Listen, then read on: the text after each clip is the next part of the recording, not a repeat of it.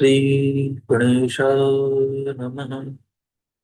गुरुर्ब्रह्मा गुरुर्विष्णु गुरुर्देवो महेश्वर गुरुर्साक्षात् परब्रह्म तस्मै श्री गुरुवे नमः।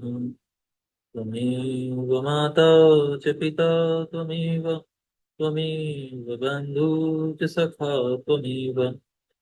त्वमेव विद्या द्रविणं त्वमेव सर्वं मम देव देव। यहाँ से नया अध्याय प्रारंभ होता है। इस अध्याय में आदित्य शयन, रोहिणी चंद्र शयन व्रत, तड़ाग की प्रतिष्ठा, वृक्षारोपण की विधि तथा सौभाग्य शयन व्रत का वर्णन किया गया है। श्री भीष्म जी ने पूछा, ब्राह्मण, जो अभ्यास न होने के कारण अथवा रोगवश उपवास करने में असमर्थ हैं, किंतु उसका फल चाहते हैं, उनके लिए कौन सा व्रत उत्तम है, यह बताइए। पुलस्त जी ने कहा, राजन, जो लोग उपवास करने में असमर्थ हैं, उनके लिए वही व्रत अभिष्ट है जिसमें दिन भर उपवास करके रात्रि में भोजन का विधान हो। मैं ऐसे महान व्रत का परिचय देता हूँ, सुनो। उस व्रत का नाम है आदित्य शयन। उसमें विधि पूर्वक भगवान शंकर की पूजा की जाती है। पुराणों के ज्ञाता महर्षि जिन नक्षत्रों के योग में इस व्रत का उपदेश करते हैं, उन्हें बताता हूँ। जब सप्तमी तिथि को हस्त नक्षत्र के साथ रविवार हो तथा सूर्य की संक्रांति हो, वह तिथि समस्त कामनाओं को पूर्ण करने वाली होती है। उस दिन सूर्यदेव के नामों से भगवती पार्वती और महादेव की पूजा करनी चाहिए। सूर्यदेव की प्रतिमा तथा शिवलिंग का भी भक्ति पूर्वक पूजन करना उचित है। हस्त नक्षत्र में सूर्याय नमः का उच्चारण करके सूर्यदेव के चरणों की, चित्रा नक्षत्र में अर्काय नमः कहकर उनके गुल्फों यानी हुड्डियों की, स्वाति नक्षत्र में पुरुषोत्तमाय नमः से पिंडलियों की, विशाखा नक्षत्र में धात्रे नमः से घुटनों की तथा अनुराधा में सहस्त्र भानवे नमः से दोनों जांघों की पूजा करनी चाहिए। ज्येष्ठा नक्षत्र में अनंगाय नमः से गुह्य प्रदेश की, मूल में इंद्राय नमः और भीमाय नमः से कटि भाग की, पूर्व आषाढ़ में और उत्तर आषाढ़ में त्वष्टे नमः और सप्ततुरंगमाय नमः से नाभि की, श्रवण में तीक्ष्णाश्वय नमः से उदर की, धनिष्ठा में विकर्तनाय नमः से दोनों बगलों की, और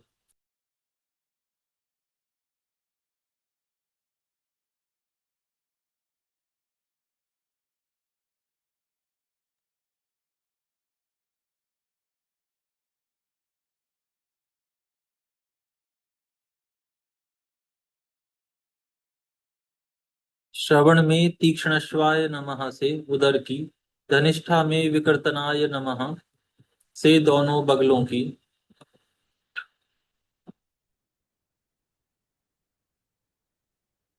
और शतभिषा नक्षत्र में भानंत विनाशानाय नमः से सूर्य देव के वक्षस्थल की पूजा करनी चाहिए। पूर्वा और उत्तरा भाद्रपदा में चंडकराय नमः से दोनों भुजाओं का, रेवती नक्षत्र में सामना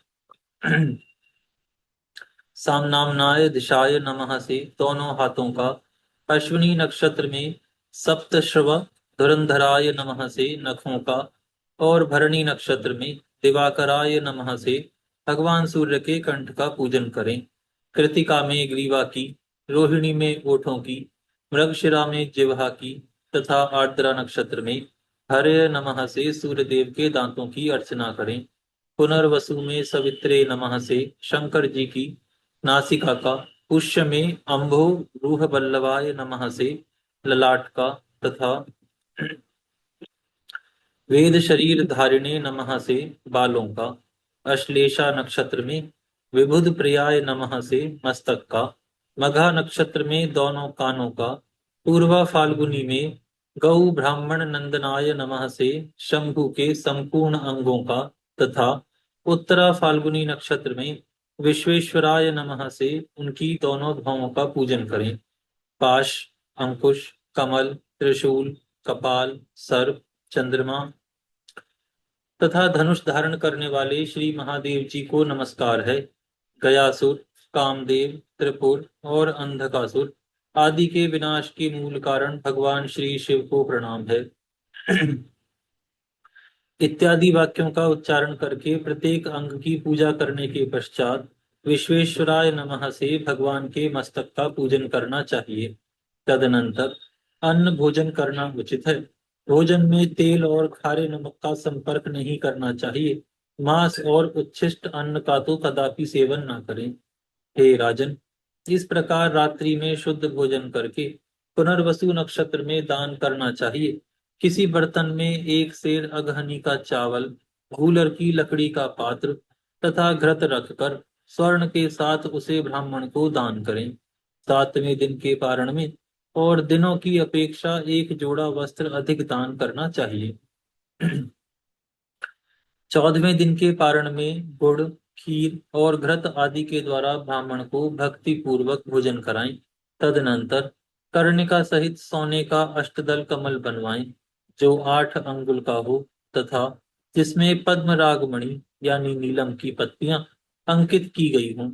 फिर सुंदर शैया तैयार करा के जिस पर सुंदर बिछौने बिछाकर तकिया रखा गया हो और ऊपर से चंदोवा तना हो, शैया के ऊपर पंखा रखा गया हो, उसके आसपास खड़ाऊं, जूता, छत्र, चंवर, आसन और दर्पण रखे गए हों। फल, वस्त्र, चंदन तथा आभूषणों से वह शैया सुशोभित होनी चाहिए। ऊपर बताए हुए सोने के कमल को उस शैया पर रख दें। इसके बाद मंत्रोच्चारण पूर्वक दूध देने वाली अत्यंत सीधी कपिला गऊ का दान करें। वह गऊ उत्तम गुणों से संपन्न, वस्त्राभूषणों से सुशोभित और बछड़े सहित होनी चाहिए।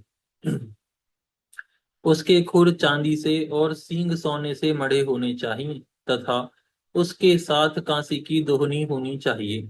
दिन के पूर्व भाग में ही दान करना उचित है। समय का उल्लंघन कदापि नहीं करना चाहिए। शैया दान के पश्चात इस प्रकार प्रार्थना करें। सूर्यदेव, जिस प्रकार आपकी शैया कांति, धृति, श्री और पुष्टि से कभी सूनी नहीं होती, वैसे ही मेरी भी वृद्धि हो। वेदों के विद्वान आपके सिवा और किसी को निष्पाप नहीं जानते, इसलिए आप संपूर्ण दुखों से भरे हुए इस संसार सागर से मेरा उद्धार कीजिए। इसके पश्चात भगवान की प्रदक्षिणा करके उन्हें प्रणाम करने के अनंतर विसर्जन करें। शैया और गौ आदि को ब्राह्मण के घर पहुंचा दें। भगवान शंकर के इस व्रत की चर्चा दुराचारी और दंभ पुरुष के सामने नहीं करनी चाहिए। जो गौ, ब्राह्मण, देवता, अतिथि और धार्मिक पुरुषों की विशेष रूप से निंदा करता है, उसके सामने भी इसको प्रकट ना करें। भगवान के भक्त और जितेंद्रिय पुरुष के समक्ष ही यह आनंदमयी एवं कल्याणमयी गूढ़ रहस्य प्रकाशित करने के योग्य है। वेद वेत्ता पुरुषों का कहना है कि यह व्रत महापातकी मनुष्यों के भी पापों को नाश कर देता है। जो पुरुष इस व्रत इस व्रत का अनुष्ठान करता है, उसका बंधु, पुत्र, धन और स्त्री से कभी वियोग नहीं होता तथा वह देवताओं का आनंद बढ़ाने वाला माना गया है। इसी प्रकार जो नारी भक्ति पूर्वक इस व्रत का पालन करती है, उसे कभी रोग, दुख और मोह का शिकार नहीं होना पड़ता। प्राचीन काल में महर्षि वशिष्ठ, अर्जुन, कुबेर तथा इंद्रदेव ने इस व्रत का आचरण किया था। इस व्रत के कीर्तन मात्र से सारे पाप नष्ट हो जाते हैं, इसमें तनिक भी संदेह नहीं है। जो पुरुष इस आदित्य शयन नामक व्रत के महात्म्य एवं विधि का पाठ या श्रवण करता है, वह इंद्रदेव का प्रियतम होता है तथा जो इस व्रत का अनुष्ठान करता है, वह नरक में भी पड़े हुए समस्त पितरों को स्वर्ग लोक पहुंचा देता है। श्री भीष्म जी ने कहा, मुने, अब आप चंद्रमा के व्रत का वर्णन कीजिए। पुलस्त जी बोले, राजन, आपने बड़ी उत्तम बात पूछी है। अब मैं तुम्हें वह गोपनीय व्रत बतलाता हूँ जो अक्षय स्वर्ग की प्राप्ति कराने वाला है। तथा जिसे पुराण वेत्ता विद्वान ही जानते हैं। इस लोक में रोहिणी चंद्र शयन नामक व्रत बड़ा ही उत्तम है। इसमें चंद्रमा के नामों द्वारा भगवान श्री नारायण की प्रतिमा का पूजन करना चाहिए। जब कभी सोमवार के दिन पूर्णिमा तिथि हो अथवा पूर्णिमा को रोहिणी नक्षत्र हो, उस दिन मनुष्य सवेरे पंचगव्य और सरसों के दानों से युक्त जल से स्नान करे तथा विद्वान पुरुष आप्यास आप्यायस्व इत्यादि मंत्र को 800 बार जपे। यदि शूद्र भी इस व्रत को करे तो अत्यंत भक्ति पूर्वक सोमाय नमः, वरदाय नमः, विष्णवे नमः इन मंत्रों का जप करे और पाखंडियों से विधर्मियों से बातचीत ना करे। जप करने के पश्चात घर आकर फल फूल आदि के द्वारा भगवान श्री मधुसूदन की पूजा करे।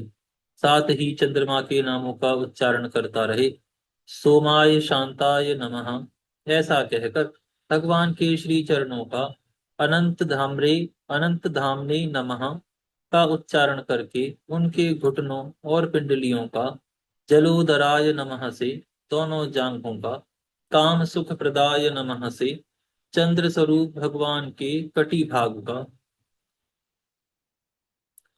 अमृतोदराय नमः से उदर का, शश शशांकाय नमः से नाभि का, चंद्राय नमः से मुखमंडल का, द्विजानामधिपताय नमः से दांतों का, चंद्रम चंद्रम चंद्रमसे नमः से मुंह का, कौमोदवन कौमोदवन प्रियाय नमः से ओठों का, वन औषधि नाम धिनाधिनाय माफ करिएगा वन औषधि नाम धिनाधाय नमः से नासिका का, आनंद बीजाय नमः से दोनों भवों का, इंदिवर व्यास कराय नमः से भगवान श्री कृष्ण के कमल सदृश नेत्रों का,